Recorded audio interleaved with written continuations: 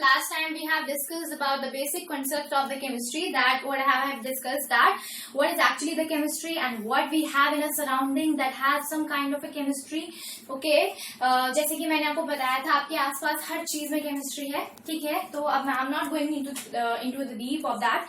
I'm going to this chapter that is some basics of chemistry. तो last time मैंने आपको first law बताया था. We have discussed the law of chemical combination. What is actually it is? तो ये होता क्या है मैंने आपको बताया था. I am just giving you a short info. So आपने जिसने भी मेरी पहली वीडियो नहीं देखी है, please go through that first and then next video it is. So the law of chemical combination is what it is mean that जब भी हम कोई दो कंपाउंड्स को या दो मॉलिक्यूल्स को कंबाइन करते हैं, then there is the formation of the another new compound and that is the law of chemical combination. That is actually the chemical combination and we have certain laws based on these things कि जब भी दो चीजें combine करती हैं आपस में और कुछ नया फॉर्मेशन होता है तो वो एक केमिकल कॉम्बिनेशन है. ठीक है, फॉर एग्जाम्पल मैंने आपको बताया था अगर हम कार्बन और ऑक्सीजन को मिलाएं तो हमें क्या मिलता है, कार्बन डाइऑक्साइड. ठीक है, अगर हम H2 और O2 को मिलाएं तो हमें क्या मिलता है, H2O. ठीक है, मैंने आपको बताया था ऐसे मिलके बनता है.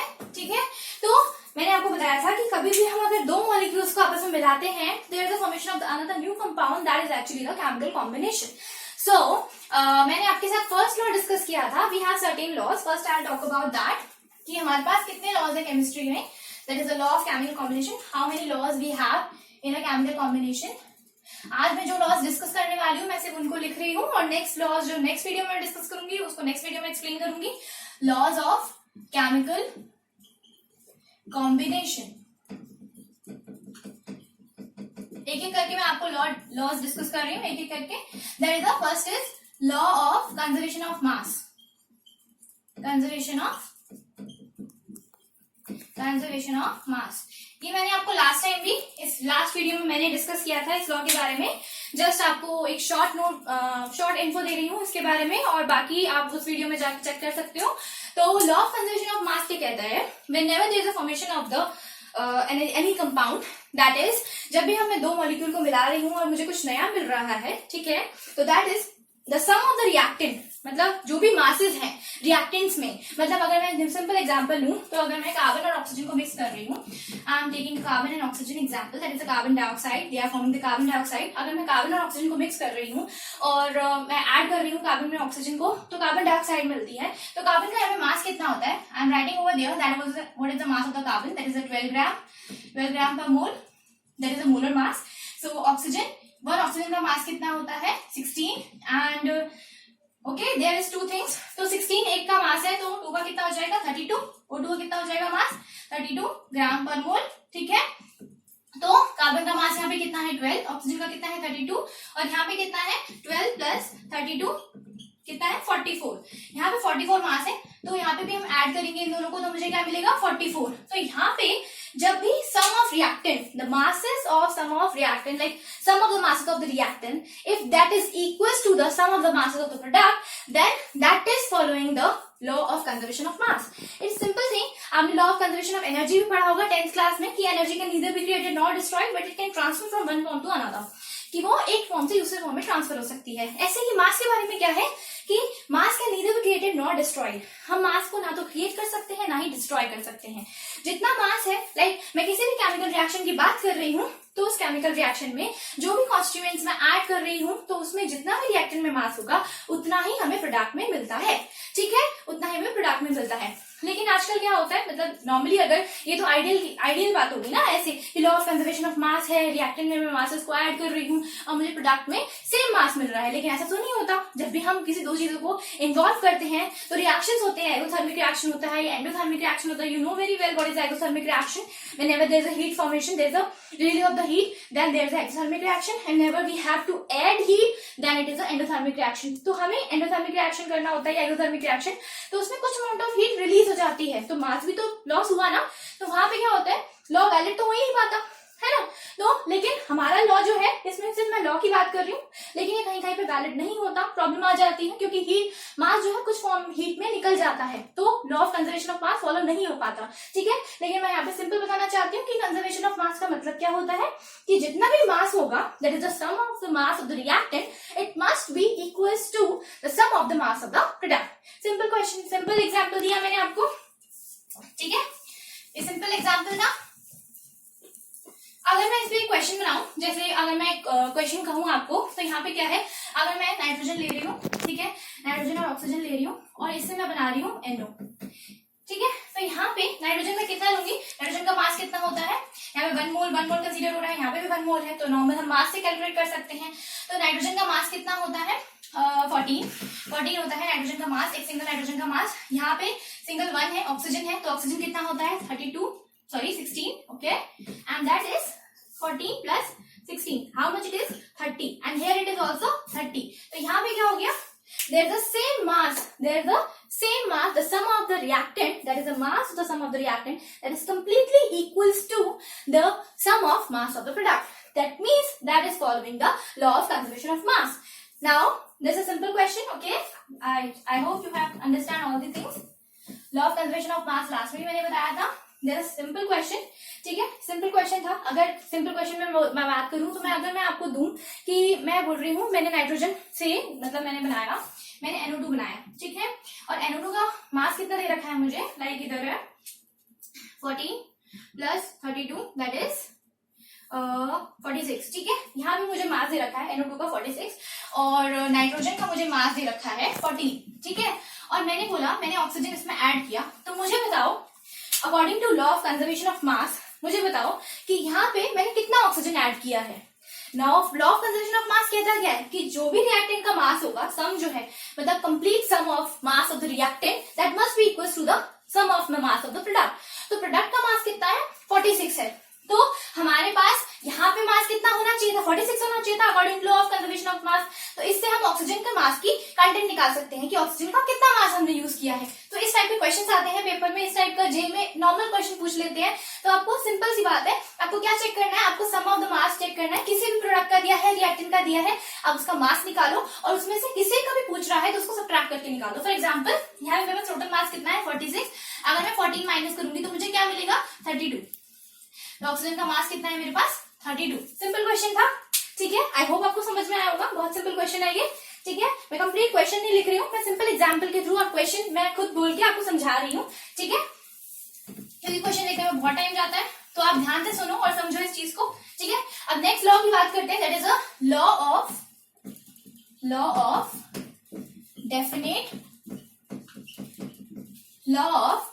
डेफिनेट प्रपोर्शन, और इसे क्या कहते हैं constant composition, there is another term constant proportion, ठीक है, 3 नाम से इसे बोला जाता है कांस्टेंट प्रपोर्शन, ठीक है। कहीं पे भी आपको ये लिखा हुआ नजर आए law of definite proportion, law of constant proportion, law of what is constant composition, तो आप ये समझ जाना कि आपकी लॉ ऑफ डेफिनेट प्रोपोर्शन की ही बात हो रही है, ठीक है। तो इसमें क्या है, इसमें क्या होता है, लॉ ऑफ डेफिनेट प्रोपोर्शन क्या कहते हैं। फॉर एग्जांपल मैं आपको सिंपल एग्जांपल से समझाती हूँ, डेफिनेशन तो आप कहीं से भी फाइंड आउट कर सकते हो बहुत आराम से, मुझे बस मेरा काम है आपको समझाना कि एक्चुअली इसमें होता क्या है, ठीक है। तो लॉ ऑफ डेफिनेट प्रोपोर्शन मैं नॉर्मली मैं सोचती हूँ कि डेली लाइफ से कुछ ना कुछ एग्जाम्पल उठाऊं और आपको कुछ समझा पाऊं। तो जैसे हम नॉर्मल केक बनाते हैं, ठीक है, हम घर में नॉर्मल केक बनाते हैं, तो उसके अंदर जैसे अगर मैंने लिया 1 कप दूध, ठीक है, 1 cup, I have taken 1 cup of milk, ठीक है, and I am going to make like मैं बनाना चाहती हूँ किसी भी बिस्किट का केक बनाना चाहती हूँ, सिंपल है बहुत, बिस्किट का मैंने केक बनाना है, तो मुझे क्या चाहिए, मिल्क चाहिए, सोडा चाहिए और नॉर्मल मुझे उसके अंदर बिस्किट्स चाहिए, ठीक है। तो मैंने 1 कप ऑफ मिल्क लिया, 1 कप ऑफ मिल्क, एंड उसमें मैंने 1 पैकेट ऑफ बिस्किट ऐड किया, 1 पैकेट ऑफ बिस्किट्स, ठीक है। अभी मैं सिर्फ इन दोनों की चीजों की बात कर रही हूँ, सोडा की बात नहीं कर रही हूँ, ध्यान से समझो। अगर मैंने 1 कप ऑफ मिल्क लिया है और 1 पैकेट ऑफ बिस्किट लिया है, तो मेरा उससे समझो 50 ग्राम्स केक बन गया, ठीक है, 50 ग्राम्स केक बन गया, ठीक है।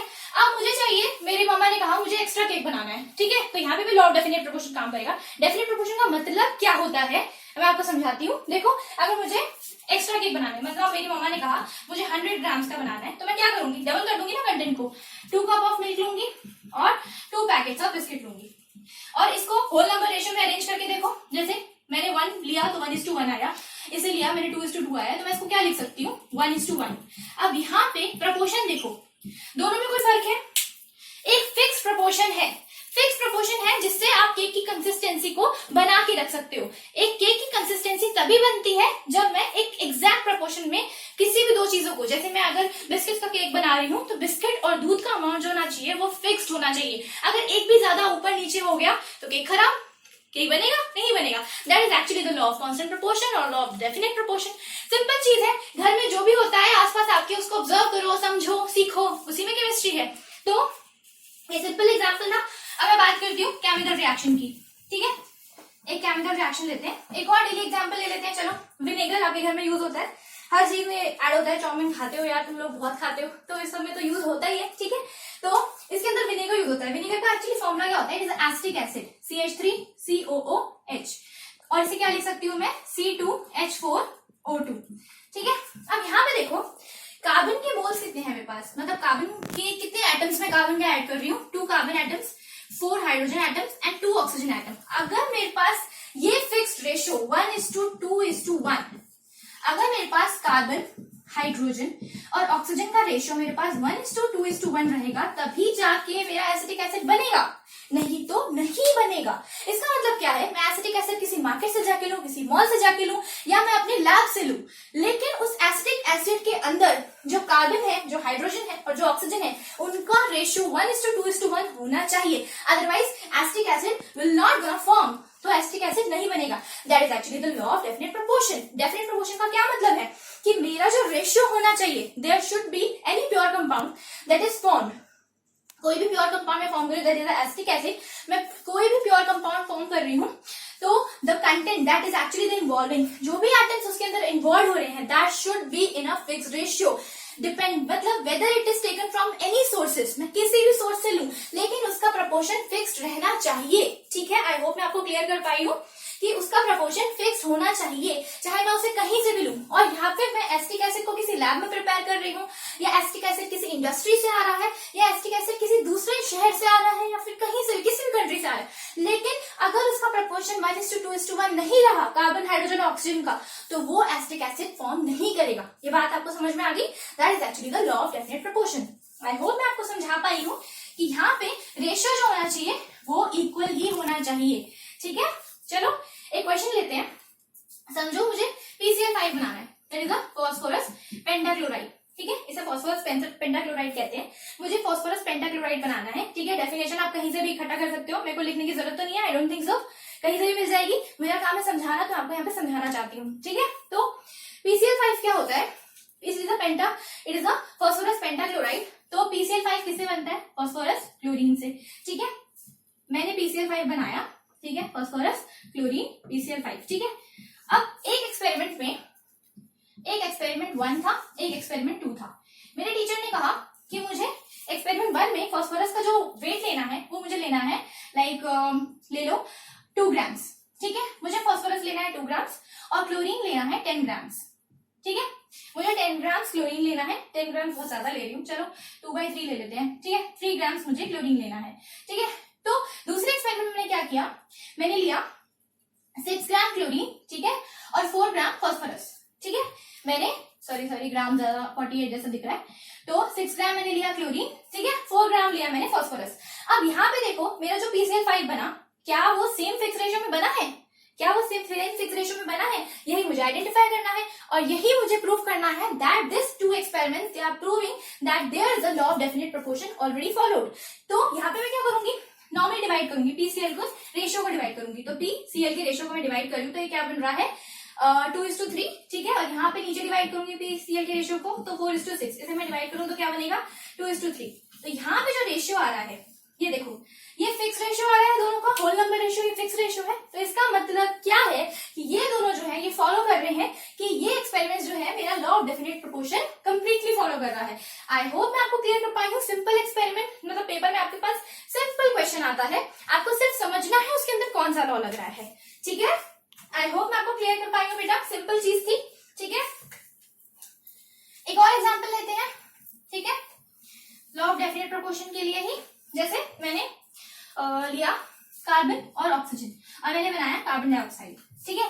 मैंने पहले कार्बन का कितना कंटेंट लिया, मैंने लिया 1 ग्राम और ऑक्सीजन का लिया 2 ग्राम्स, ठीक है। और कार्बन डाइऑक्साइड मेरी बन गई, ठीक है। और मैंने फिर चेंज कर दिया 2 ग्राम और यहाँ लिया 4 ग्राम, यहाँ पे लिया 6 ग्राम, यहाँ पे लिया 12 ग्राम, ठीक है। अब मैं चेक करूंगी कि यहाँ पे क्या रेशियो फिक्स है मेरे कार्बन और ऑक्सीजन का, रेशियो फिक्स है। ये मैं नॉर्मल एग्जांपल ले रही हूँ, अपनी तरफ से ले रही हूँ ताकि आपको मैं समझा सकूं। बाकी क्वेश्चंस तो किसी भी तरह का आ सकता है, क्वेश्चंस डेसिमल में आ सकता है, इसका मतलब ये नहीं कि आप कंफ्यूज हो जाओ। आपको सिंपल क्या लेना है, दोनों का रेशियो लेना है, आपको कार्बन और ऑक्सीजन का रेशियो लेना है। जब भी आपके कार्बन और ऑक्सीजन का रेशियो सेम आए for forming the carbon dioxide, weather it is from anywhere, कहीं से भी इसका प्रोडक्शन हो रहा है कार्बन डाइऑक्साइड का, कहीं से भी मैं ला रही हूँ या किसी भी सोर्स से, मैं एयर से ले रही हूँ, तो वो कार्बन डाइऑक्साइड चेंज थोड़ी ना हो जाएगी, उसका प्रपोर्शन थोड़ी ना चेंज हो जाएगा कार्बन और ऑक्सीजन का। That is 1:2, 1:2, again 1:2। देखो 1:2 आएगा ना, 2 को 4 से डिवाइड करो 1/2 आएगा, 6 को 2 से डिवाइड करो 1/2 ही आएगा, ठीक है। ये मैं सिंपल एग्जांपल लेके आपको समझा रही हूँ।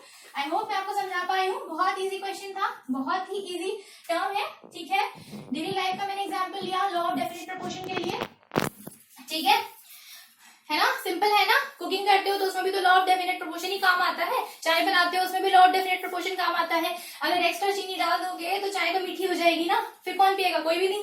तो इसीलिए लॉ ऑफ डेफिनेट प्रोपोर्शन कहाँ है, हर जगह है, आपकी केमिस्ट्री हर जगह, तो ध्यान से ऑब्जर्व करना सीखो। चलो अब नेक्स्ट लॉ पढ़ते हैं, that is the law of, just a minute, law of multiple proportion, ठीक है। अब मैंने बताया लॉ ऑफ मल्टीपल प्रोपोर्शन, अब सॉरी मैं बताने जा रही हूँ law of multiple proportion. Law of multiple proportion में क्या होता है, व्हेन एनी केमिकल, जब मैं किसी भी केमिकल कंपाउंड को बनाना चाहती हूँ, ठीक है, तो मैं किसी भी 2 कॉन्सेंट्रेशन को लूंगी, ठीक है, किसी भी 2 कॉन्स्टिट्यूएंट को लूंगी, किसी भी 2 केमिकल को लूंगी। जैसे मैं बनाना चाहती हूँ नाइट्रोजन और ऑक्सीजन से NO2, नाइट्रोजन और ऑक्सीजन से NO, ठीक है।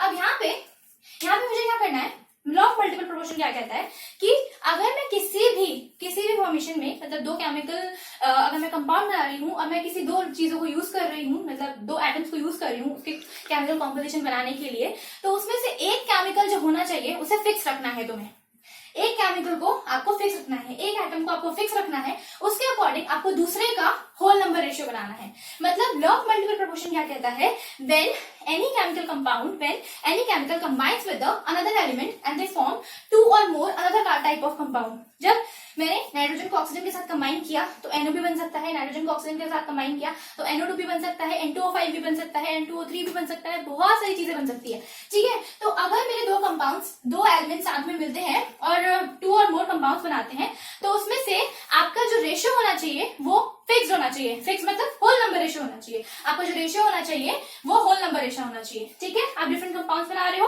उसमें से एक को फिक्स रख दो और दूसरे के अमाउंट को आप चेक करो क्या वो होल नंबर रेशियो है या नहीं है, ठीक है। तो हम यहाँ पे चेक करते हैं, तो नाइट्रोजन क्या है, यहाँ पे 14 है, ऑक्सीजन कितना है 16 है, ठीक है, नाइट्रोजन 14 है, 16 है। अब यहाँ पे मैं चेक करूंगी जो मेरा प्रोडक्ट फॉर्म किया उसके अंदर, तो नाइट्रोजन में ये 14 है, ये 32 है, क्योंकि एक 16, ऑक्सीजन का मास कितना होता है 16 और नाइट्रोजन का मास कितना होता है 14, ठीक है। अब चलो यहाँ पे 14:32 है, यहाँ पे 14:14 और यहाँ पे कितना है 16। अब ये जो नाइट्रोजन है इसका मास तो मैंने फिक्स रखा, यहाँ पे तो मैंने कोई चेंज नहीं किया, लेकिन ऑक्सीजन के मास में डिफरेंसेस आ गए। अब देखते हैं क्या ऑक्सीजन जो दोनों फॉर्म करे हैं, 2 कंपाउंड फॉर्म करे हैं, उसमें जो ऑक्सीजन का रेशियो है क्या वो एक होल नंबर रेशियो है। तो 16:32 या 32:16 कर लो, कुछ भी कर लो, तो इसका रेशियो क्या आएगा 1:2, तो इसका रेशियो क्या आएगा 1:2 और हियर इट इज 2:1। तो ये क्या होल नंबर रेशियो है, that means that is a whole number ratio to one another. मतलब जो 2 केमिकल कंपाउंड, कोई भी 2 केमिकल कंपाउंड है, 3 केमिकल कंपाउंड है, 4 केमिकल कंपाउंड है, अगर वो किसी 2 सेम एटम से बन रहे हैं जिसमें से एक की रेशियो, एक का जो मास होना चाहिए वो फिक्स्ड होना चाहिए, तो वहां पे हम इस चीज को वैलिड प्रूफ कर सकते हैं, ठीक है। आई होप मैं आपको क्लियर कर पाई हूँ, that is what is a law of multiple proportion, ठीक है। डेफिनेशन लिखने की जरूरत तो नहीं है, चलो लिख ही देती हूँ, समझो, साथ में से समझो अच्छे से, ठीक है। सिंपल एग्जांपल से समझा तो पाई हूँ, आई होप मैं आपको समझा पाई हूँ। तो when 2 elements combine to form more than 1 compound, इसका मतलब क्या है, जब 2 एलिमेंट कंबाइन करते हैं और वो क्या फॉर्म करते हैं मोर देन 2 कंपाउंड और फॉर्म 2 और more than 3 compounds, the mass of one element, the mass of one element which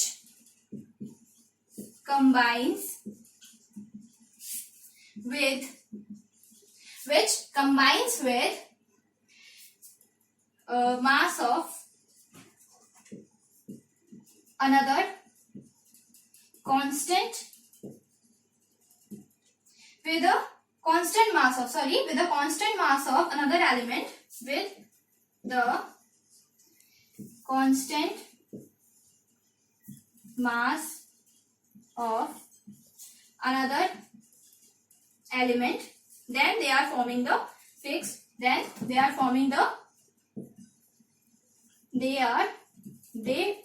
form, just a minute, they form whole number ratio.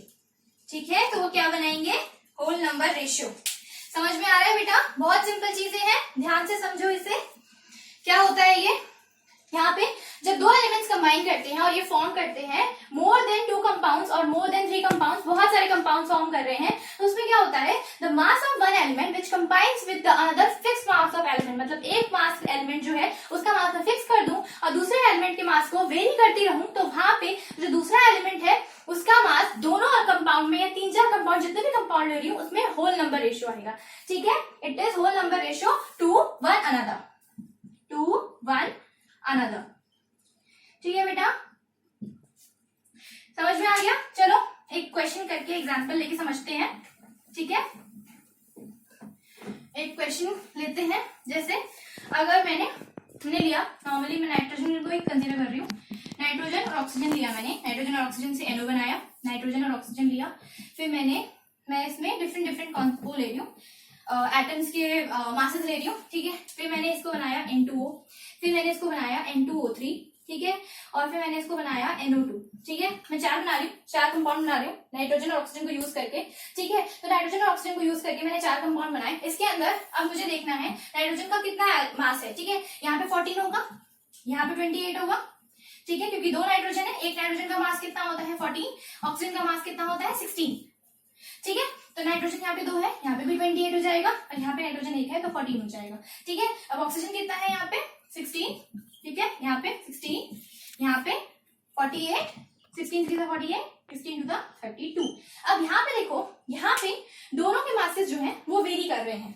ठीक है, यहाँ पे दोनों के मास जो है वेरी कर रहे हैं, लेकिन हमारा लॉ ऑफ मल्टीपल प्रोपोर्शन क्या कहता है कि किसी एक के मास को, किसी भी एक एलिमेंट के मास को मुझे फिक्स करना है. तो मैं क्या करूं ऐसा, किसी एक के मास को मैं फिक्स कर पाऊं. अगर आपके पास ऐसा कोई क्वेश्चन आ गया और आपको वहां प्रूव करना है that you have to prove that this follows the law of multiple proportion, और आपके पेपर में कभी कोई क्वेश्चन आ गया कि आपको ऐसे कुछ नंबर्स दे दिए, आपको मासेस दे दिए एलिमेंट्स के, और आपसे पूछ लिया कि क्या ये लॉ ऑफ मल्टीपल प्रोपोर्शन को फॉलो कर रहा है, या फिर यहाँ से किसी एक को गायब कर दिया और वहां से आपसे पूछ लिया कि इसका मास कितना होना चाहिए, तो आपको ये पता होना चाहिए कि आपको कैसे सॉल्व करना है. ठीक है, तो मैं आपको ये सॉल्व करके दिखाती हूँ. ठीक है, यहाँ पे मुझे किसी एक के मास को फिक्स करना है, तो मैं किसके मास को फिक्स करूं, इसके मास को फिक्स कर दूं. क्यों? क्योंकि यहाँ पे 14 सेम है, 28 सेम है, तो मैं 14 को 28 बना देती हूँ. तो जिस भी टर्म को आपने मैथ्स पढ़ी होगी, मैथ्स में क्वेश्चन करते हैं ना, जब हम क्वेश्चन करते हैं तो उस केस में हम करते क्या है कि अगर हम किसी भी इक्वेशन में किसी भी एटम को, लाइक एटम बोल रही हूँ मैं, अगर मैं नॉर्मल इक्वेशन ले लूँ, ठीक है, मैथ्स की अगर मैं इक्वेशन ले लूँ x + 3y = 2, और यहाँ पे ले लिया मैंने 2x + 3y 4y = 4. ठीक है, तो यहाँ पे अगर मुझे x और y की वैल्यू निकालनी होती है तो हम क्या करते हैं, हम किसी भी एक टर्म को इक्वल प्रूव करते हैं, किसी भी एक टर्म को इक्वल करके कैंसिल आउट कर देते हैं. आपने पढ़ा होगा, नॉर्मल मेथड है ये, तो एलिमिनेशन मेथड कहते हैं इसे. तो यहाँ पे आप क्या करते हो कि आप यहाँ पे 2 से मल्टीप्लाई करते हो. अगर आप 2 से मल्टीप्लाई करते हो तो सिर्फ x से मल्टीप्लाई करते हो? नहीं, आप x से मल्टीप्लाई नहीं करते हो, आप इससे भी मल्टीप्लाई करते हो और आप इससे भी मल्टीप्लाई करते हो. ठीक है, इसका मतलब क्या है, अगर यहाँ पे मैं 2 से मल्टीप्लाई करूंगी एक मास को, एक एलिमेंट के मास को कांस्टेंट बनाने के लिए, तो मुझे क्या करना पड़ेगा, इस पूरी इक्वेशन को यहाँ पे ऑक्सीजन के मास को भी डबल करना पड़ेगा मुझे. ठीक है, यहाँ पे मुझे ऑक्सीजन के मास को डबल करना पड़ेगा. तो मैं इसे डबल कर देती हूँ, तो ये क्या हो गया 28, और ये कितना हो गया 32, और यहाँ पे भी सेम चीज अप्लाई होगी, तो 28 और ये 64. ठीक है, यहाँ पे सर्कल लगा रही हूँ, मैंने इसे डबल कर दिया। ठीक है, अब हम क्या लेंगे, अब ये तो मासेस बिल्कुल सेम है। ठीक है, अब हम इनका रेशियो लेंगे। क्या ये रेशियो होल नंबर रेशियो आ रहा है? अगर ये होल नंबर रेशियो आ रहा है that means it follows the law of multiple proportion. ठीक है, तो अब देखते हैं 16:32 करोगे तो क्या आएगा 1:2। 16:48 करोगे तो क्या आएगा 1:3। ठीक है, या 32:16 करोगे तो 2:1, या 48 तो मैंने ले लिया। 16/64 करोगे तो 1/4। ठीक है, तो सब में जो रेशियो आ रहा है वो क्या आ रहा है 1:2, 1:3, 2:1, 1:4। तो आप किसी को भी उठा लो, 48/64 उठा लो, 16/64 उठा लो, 16/16 उठा लो, कुछ भी कर लो, तो आपका रेशियो जो आएगा वो क्या आएगा, होल नंबर रेशियो आएगा। अगर वो होल नंबर रेशियो आ रहा है इसका मतलब क्या है कि that question is following the law of multiple proportion. Okay, I hope मैं आपको क्लियर कर पाई हूँ, बहुत आसान कंसेप्ट था। ठीक है, चलो मैंने आपको डेली लाइफ एग्जाम्पल से भी समझाया, ध्यान से समझा करो, और कुछ अगर मैं मिस्टेक कर रही हूँ तो मुझे जरूर बताना कमेंट बॉक्स में। चलो अब नेक्स्ट लॉ पढ़ते हैं, that is law of reciprocal proportion. ठीक है, अब लॉ ऑफ रेसिप्रोकल प्रोपोर्शन क्या होता है, जैसे देखो रेसिप्रोकल प्रोपोर्शन, अभी तक हम मल्टीपल प्रोपोर्शन पढ़ रहे थे, अब हम पढ़ेंगे रेसिप्रोकल प्रोपोर्शन। तो उसके अंदर क्या होता है कि अगर मैं किसी भी कंपाउंड को ले लूं, किसी भी जैसे मैंने कार्बन को लिया। ठीक है, मैं कार्बन और सल्फर, चलो एक काम करते हैं, हाइड्रोजन, सल्फर, ऑक्सीजन। ठीक है, इसमें इसने बोला था कि अगर मैं किसी भी तीन एलिमेंट्स को ले रही हूँ, ठीक है, और मैं कंपाउंड बनाना चाहती हूँ, डिफरेंट टाइप्स ऑफ कंपाउंड बनाना चाहती हूँ, तो उसमें क्या होगा, मुझे सबसे पहले किसी भी एक एलिमेंट की रेशियो को, उसके मास को फिक्स रखना पड़ेगा। तो मैंने क्या किया, इस ऑक्सीजन के मास को फिक्स कर दिया। ठीक है, तो मैं इससे एक कंपाउंड बना रही हूँ, इससे एक कंपाउंड बना रही हूँ, तो ये क्या बनेगा H2O। ठीक है, ये क्या बनेगा SO2। ठीक है, ये क्या बनेगा H2O, ये क्या बनेगा SO2। ठीक है, अब यहाँ पे देखो मुझे क्या चाहिए, मैं चाहती हूँ मेरा ऑक्सीजन का जो मास है वो कांस्टेंट रहे।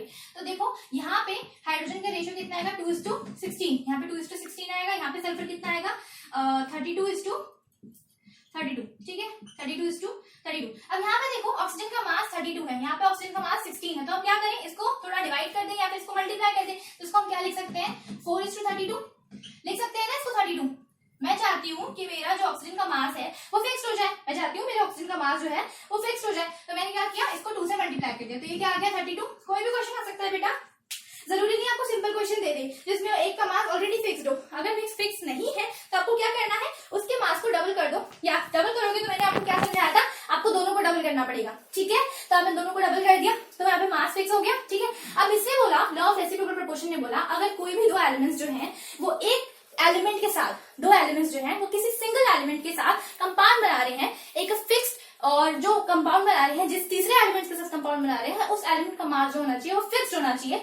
तो यहाँ पे मैंने एलिमेंट का मास फिक्स कर दिया, तो इनका जो रेशियो होगा, जैसे मैंने 32 को फिक्स कर दिया, अब मैं सल्फर और हाइड्रोजन के रेशियो को चेक करूंगी 4:32, तो 4/32 क्या हो जाएगा 1:8। ठीक है, तो उसने बोला ये जो होल नंबर रेशियो है वो जो थर्ड आपका कंपाउंड बनेगा। अब थर्ड आपका कंपाउंड क्या बन सकता है, एक आपका कंपाउंड बना H2O, एक आपका कंपाउंड बना SO2, तो तीसरा कंपाउंड क्या बन सकता है, ये बन सकता है H2S। क्या बन सकता है H2S। तो लॉ ऑफ रेसिप्रोकल प्रोपोर्शन क्या कहना चाहता है कि जब भी मैं किसी दो एलिमेंट को इस किसी तीसरे एलिमेंट से कंबाइन करती हूँ और दो कंपाउंड बनाती हूँ, तो वो जो दो कंपाउंड है उसमें मुझे एक एलिमेंट जो मैं एलिमेंट के साथ बना रही हूँ, उस एलिमेंट का मास अगर मैं फिक्स कर दूं और कंपाउंड्स बनाऊं, तो जो रेशियो आएगा उन दोनों का होल नंबर रेशियो, वो इस H2S के साथ, मतलब जो भी तीसरा कंपाउंड बन रहा है उसके रेशियो के साथ होल नंबर होना चाहिए। मतलब क्या है, थोड़ा कंफ्यूजिंग है, ध्यान से समझो, इस एग्जाम्पल के थ्रू समझोगे बहुत आसान लगेगा, बहुत आसानी से समझ जाओगे। मैंने यहाँ पे थोड़ा सा एक्स्ट्रा कंफ्यूज कर दिया है उसको। क्या किया मैंने कि यहाँ पे मेरे पास ऑक्सीजन का मास फिक्स नहीं था, तो पेपर में जरूरी तो नहीं है सिंपल क्वेश्चन आ जाएगा, पेपर में थोड़ा तो टिपिकल क्वेश्चन ही आएगा। तो यहाँ पे मैंने ऑक्सीजन का मास कितना लिया है 32, तो 32 मैंने क्या किया, मेरे पास 32 तो था नहीं, तो मैंने इसको डबल कर दिया ताकि 32 हो जाए, क्योंकि पेपर में सिंपल क्वेश्चन नहीं आता। ठीक है बेटा, तो मैंने क्या किया, अगर मैं 32 यहाँ पे तो ये कांस्टेंट है, तो मैं किसका रेशियो लूंगी 4:32 का, तो ये क्या है 1:8। अब इसका रेशियो निकालते हैं, तो ये कितना आएगा 2:32। अब इसने बोला जो ये होल नंबर रेशियो है और ये होल नंबर रेशियो है, इन दोनों का रेशियो क्या होना चाहिए, होल नंबर होना चाहिए। तो निकाल के देखते हैं, ये भी क्या बनेगा 1:16। ठीक है, मैंने क्या किया 1:8 डिवाइडेड बाय 1:16, तो मैं क्या करूंगी 1/8 इंटू 16/1, तो क्या आ गया 2:1।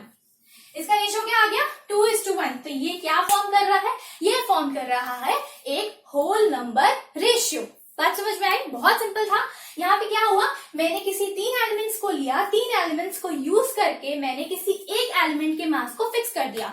जो भी एलिमेंट के मैंने मास को फिक्स कर दिया उसके साथ मैंने 2 कंपाउंड्स बनाए। ठीक है, अब मैंने 2 कंपाउंड्स बनाए तो उसके अंदर जो फिक्स मास था उसका तो होल नंबर रेशियो लूंगी नहीं ना मैं, क्योंकि वो तो 1:1 आएगा, उसका तो लूंगी नहीं। तो मैंने जो अनदर जो कांस्टेंट टर्म थी उसके अलावा जो एलिमेंट था उसका जो मास लिया, उसका रेशियो जो लिया वो मेरे थर्ड कंपाउंड के रेशियो के इक्वल, सॉरी रेशियो के होल नंबर रेशियो आना चाहिए। ये बात ध्यान से समझो, बहुत आसान है। इस एग्जांपल के जरिए आई होप मैं आपको क्लियर कर पाई हूँ कि एक्चुअली हो क्या रहा है। रेसिप्रोकल प्रोपोर्शन का मतलब ही यही है कि आप किसी भी 3 एलिमेंट्स को कंबाइन करते हो और 2 कंपाउंड्स बनाते हो, उनका जो रेशियो आना चाहिए आपके तीसरे एलिमेंट्स के कंपाउंड के होल नंबर रेशियो आना चाहिए। ठीक है, आई होप मैं आपको क्लियर कर पाई हूँ। चलो थोड़ा एक्स्ट्रा समझते हैं, एक और एग्जाम्पल लेके मैं आपको समझाने की कोशिश करती हूँ। ठीक है, एक और एग्जाम्पल लेते हैं। ठीक है, जैसे मैंने यहाँ पे कार्बन लिया, सल्फर लिया और ऑक्सीजन लिया। ठीक है, कार्बन सल्फर और ऑक्सीजन लिया, तो इसमें क्या किया मैंने, कार्बन से कार्बन डाइऑक्साइड बनाया, सल्फर से सल्फर डाइऑक्साइड बनाया। ठीक है, यही बनेगा। और CS से क्या बनेगा CH2। सबसे पहले हमें क्या करना पड़ेगा, इस ऑक्सीजन की मास को फिक्स करना पड़ेगा। तो रेशियो चेक करते हैं, यहाँ पे कितना है 12:32। ठीक है, यहाँ पे कितना है 32:32, क्योंकि सल्फर का मास कितना होता है 32, ऑक्सीजन का मास कितना होता है 16 और कार्बन का मास कितना होता है 12। यहाँ पे साइड में लिखा है, आपको वैसे याद होना चाहिए। ठीक है, तो ये क्या हो गया 32 फिक्स है, तो इसका होल नंबर रेशियो लेंगे 12:32। ठीक है, मैं इसको एज इट इज लिख रही हूँ, या फिर आप कर भी सकते हो, क्या कर सकते हो आप इसको 4 3 12, 4 8। ठीक है, ओके 3:8 आ गया। अब मैं इसका रेशियो निकालूंगी, तो कार्बन सल्फर इसमें कितने हैं 12:32। ठीक है, अब यहाँ पे इसे डिवाइड करके देखते हैं, तो 3/8 इंटू कर दूंगी 32/12, कोई दिक्कत तो नहीं है। डिवाइड करना है तो मैं क्या कर सकती हूँ, उसे रेसिप्रोकल कर सकती हूँ, तो 3 4 12। ठीक है, 8 4 32। कुछ गड़बड़ तो नहीं करी मैंने, हाँ कुछ गड़बड़ तो नहीं करी, ओ सॉरी यहाँ पे सल्फर 2 है तो यहाँ पे 64 आएगा। ठीक है, क्योंकि सल्फर 1 का मास कितना होता है 32, तो सल्फर 2 का मास कितना हो जाएगा 64, तो ये क्या हो गया 64 हो गया।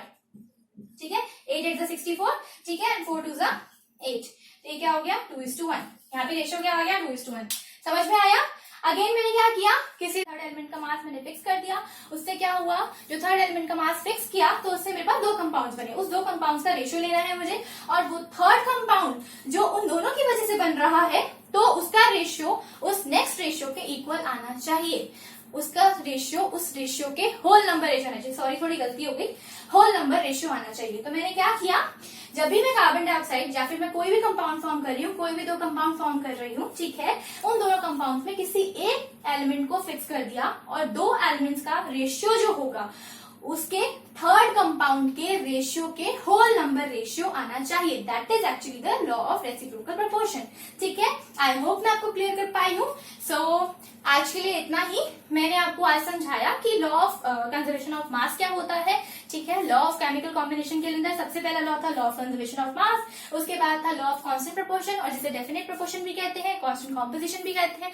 उसके अंदर मैंने आपको एग्जांपल्स लेके समझाया कि क्या होता है एक्चुअली, आपकी डेली लाइफ में भी आप ऑब्जर्व करते हो। ठीक है, उसके बाद मैंने आपको लॉ ऑफ मल्टीपल प्रोपोर्शन बताया, जिसमें different types of criteria compounds form कर सकते हो जिनका रेशियो होल नंबर रेशियो होना चाहिए, जिसे एक कंपाउंड को एक एलिमेंट को फिक्स करके दूसरे का रेशियो होल नंबर रेशियो होना चाहिए। फिर लास्ट था लॉ ऑफ रेसिप्रोकल प्रोपोर्शन। इसके अंदर क्या बताया मैंने कि जब भी हम 3 एलिमेंट्स को कंबाइन करते हैं, जिसके अंदर हम एक एलिमेंट को फिक्स करेंगे, एक एलिमेंट का मास फिक्स करेंगे, तभी तो एक्चुअली हम कंपैरिजन कर पाएंगे ना। तो यहाँ पे जो रेशियो होना चाहिए वो नेक्स्ट रेशियो के होल नंबर रेशियो आना चाहिए। ओके, आज के लिए इतना ही। आई होप मैं आपको क्लियर कर पाई हूँ सब कुछ। सो प्लीज प्लीज शेयर कीजिए मेरे वीडियोस को शेयर कीजिए, जितना हो सके शेयर कीजिए, मुझे प्रमोट करने की कोशिश कीजिए और प्लीज बेल आइकन को प्रेस करना मत भूलना, सब्सक्राइब करना मत भूलना। Thank you and please like का बटन भी जरूर दबा दो। Thank you.